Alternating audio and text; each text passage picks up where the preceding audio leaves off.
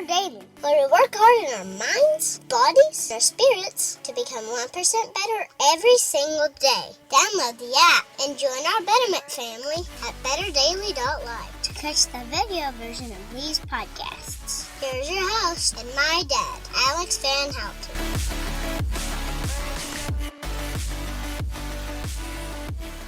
What is up, Betterment family? This is Alex Van Houten in Better Daily Live. Happy Tuesday. It's Nutrition Tip Tuesday, and today we're going to go through something nutrition-wise to help you on your 1% better journey. We've got to feed the good wolf. We've got to make sure that your body has all the building blocks that it needs and that has the energy that it needs on your betterment journey. And today we're going to be talking about pre-workouts.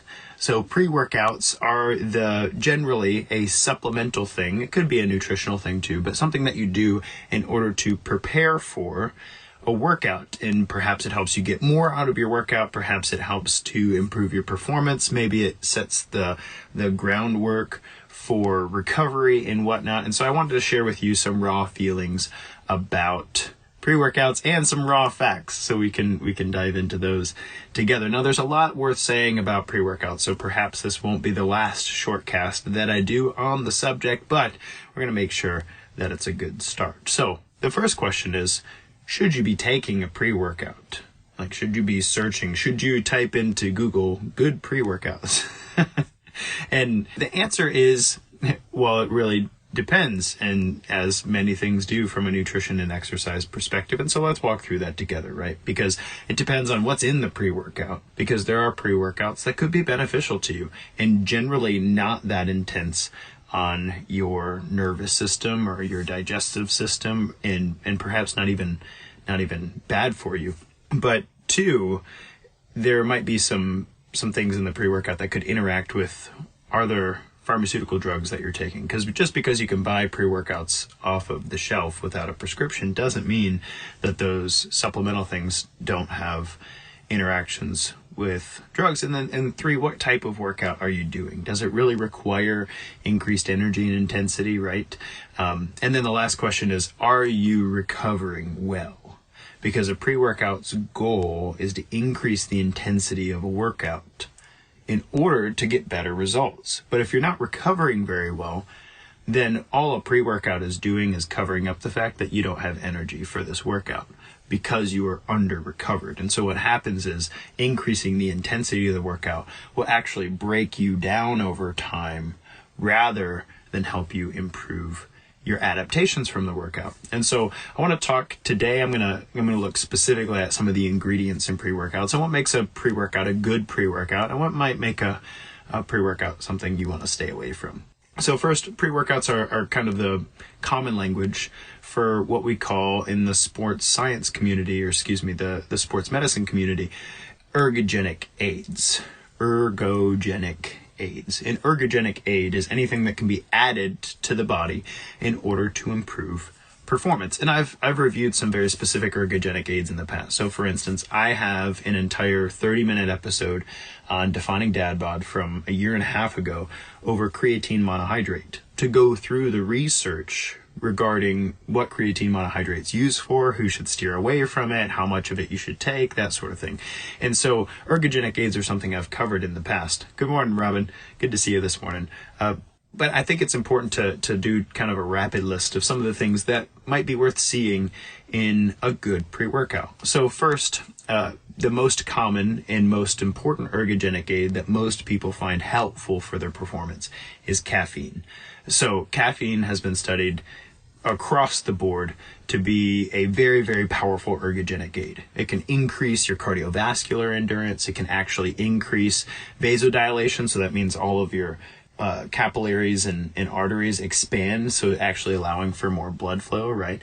Caffeine can also block adenosine uptake. So your brain gets tired over time as reactions and whatnot occur because adenosine's produced and it connects to the receptors in the mind. And over time, that adenosine load will start to say, hey, you're tired. You've been at this a while. You should take a nap. Caffeine kind of blocks those. And so you tend not to feel as tired when under the influence of caffeine as an ergogenic aid. Caffeine also improves things like focus and attention.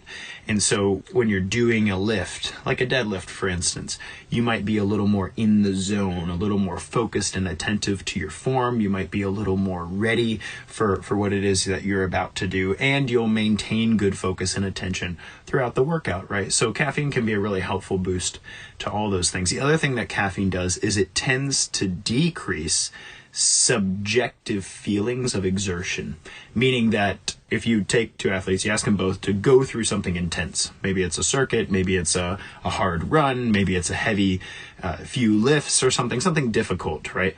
And let's say you say, hey, both of you do 100 burpees. And so you crank out 100 burpees. If you give those athletes caffeine, then what happens is their reported exertion goes down. So you could say, how hard were those 100 burpees? And the athletes might say, oh, they were this hard on a scale of 1 to 10. Good morning, Pat. But if you give them caffeine, they will report it as being less difficult, even though their performance will improve. So if you do 100 burpees without caffeine in your system and 100 burpees with caffeine in your system, as long as they're not back to back, you'll actually see improved performance as far as how quickly you do them or how high you jump or whatever. So caffeine's a very, very powerful ergogenic aid, and it is throughout just about every pre-workout you can find. I will say that most individuals do fine with some caffeine in their pre-workout. So 100 milligrams to 200 milligrams is really the well-studied dosage. Some of us have higher caffeine tolerance, and so you could do more than that, but I don't generally recommend it. A lot of it'll fry you, especially if you're consuming caffeine elsewhere. Like I'll have a couple cups of coffee in the morning, and then having a little caffeine in my pre-workout, it's not a big deal as long as it's not too much. There are pre-workouts in the world that have 300, sometimes 400 milligrams of caffeine per serving. And in my opinion, if you're consuming caffeine elsewhere in your life, that's just too much. That's quite a bit too much. It's hard on the nervous system to do that. And I wouldn't recommend it. You get kind of jittery, overly charged. After your workout, when the caffeine gets out of your system, you might end up with a headache or feel particularly tired, especially if you're working out at night. If you're one of the evening or afternoon worker-outers, having a pre-workout with a large amount of caffeine in it is really rough on your sleep. So those are some things to consider. They do have caffeine-free ergogenic aids in the world, and that's what I'm about to talk about. But caffeine, powerful, generally safe ergogenic aid. You know, it's important to make sure that it's not interacting negatively with any pharmaceutical drugs that you're taking. For the most part, most of the people I know who do have a few medications, it doesn't keep them from, drinking coffee. And that's about the same as what you'd see in a pre-workout. And then some people have asked me, does it matter what type of caffeine? Because there's caffeine anhydrous. There's a new caffeine called caffeine, I want to say malate, something like that, that breaks down a little more slowly. So it's not so intense, and it generally lasts longer in the system. So it doesn't really matter what you're looking at there. Caffeine's caffeine. It does its job regardless. But there are some that'll say things like green tea extract, and the caffeine's coming from green tea. That's pretty cool, because a lot of times that also has a few other benefits, like L-theanine, which we'll talk about in a second. So caffeine, it's going to be in most of your pre-workouts. Should it be there? As long as it's not in excess amounts, it shouldn't be too big of a deal for you, unless you're working out at night, in which case don't. So the caffeine-free side of things, there are a lot of ergogenic aids that aren't related to caffeine at all. One of those is L-theanine. I've spoken about that in the past, but L-theanine is an actual antioxidant you can find in green tea. And what it does is it helps improve attention and mental focus. And so L-theanine, in conjunction with caffeine, is actually a really powerful way to focus. And another one of those is choline, Choline.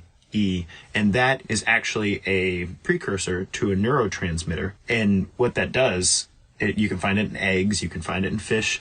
It's naturally occurring, but choline is helpful from a mental focus perspective as well. So things like choline, L-theanine, caffeine, those things together significantly improve mental focus and attention and even cognitive ability. And you would say, like, that's kind of weird. Why would that matter in a workout? But some of the most well-versed athletes I've ever met, from a lifting perspective, cardiovascular perspective, they would all tell you that the most important muscle, I know it's not a muscle, but the most important muscle in your workout is your mind.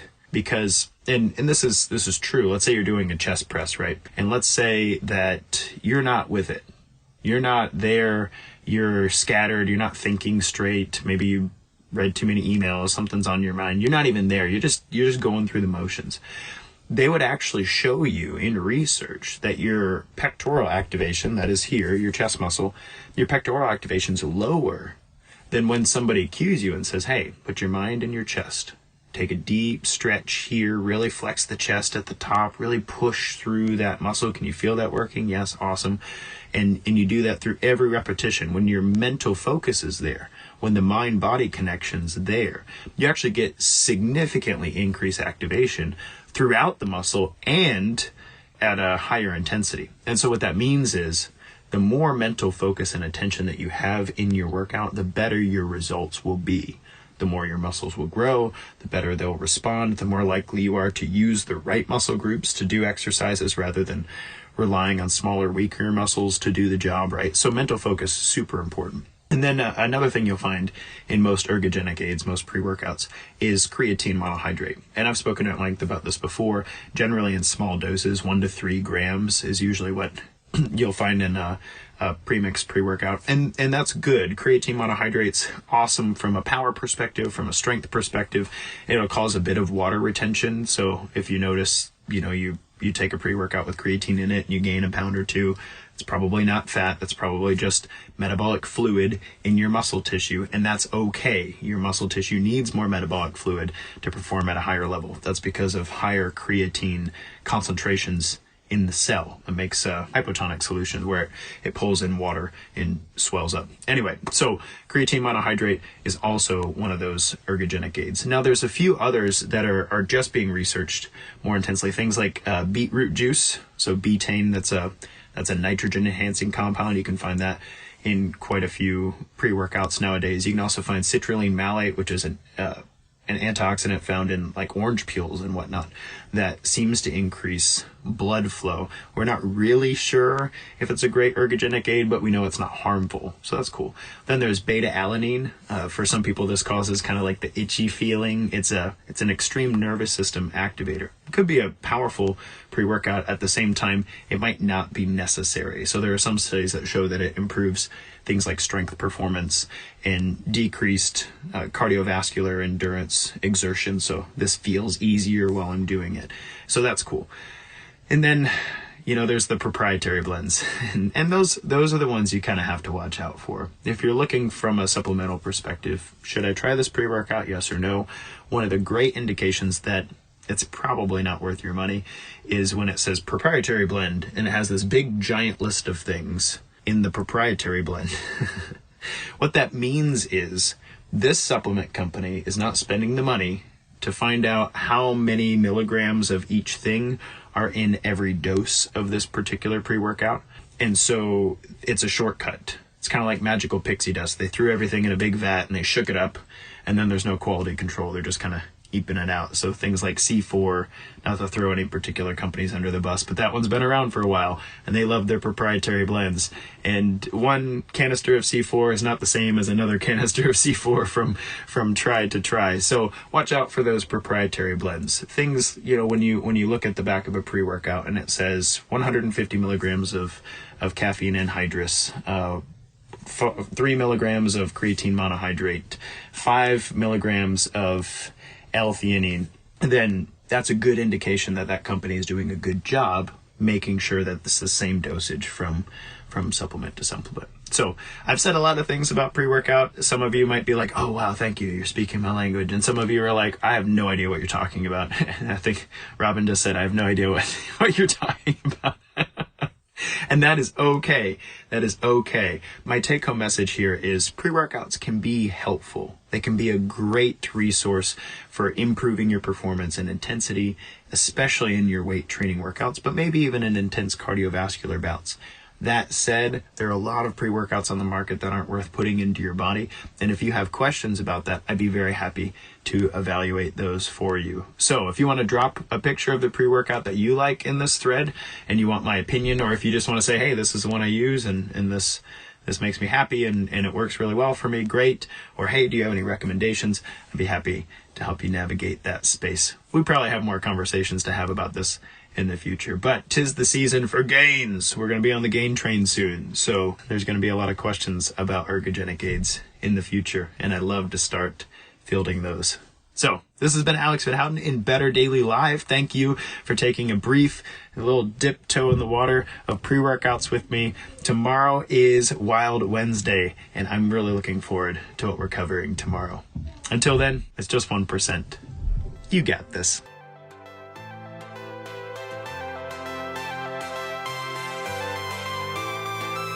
Thank you for joining us for 1% Better today. Don't forget to subscribe for the podcast. Leave us a raving review to tell others how Better Daily has helped you in your journey. If you want more Better Daily, download our app and join our Betterment family at betterdaily.live. Use code POD to get 25% off your subscription. That's POD, all caps, to save 25% on your subscription. We all have a cross to carry. It's lighter when we do it together.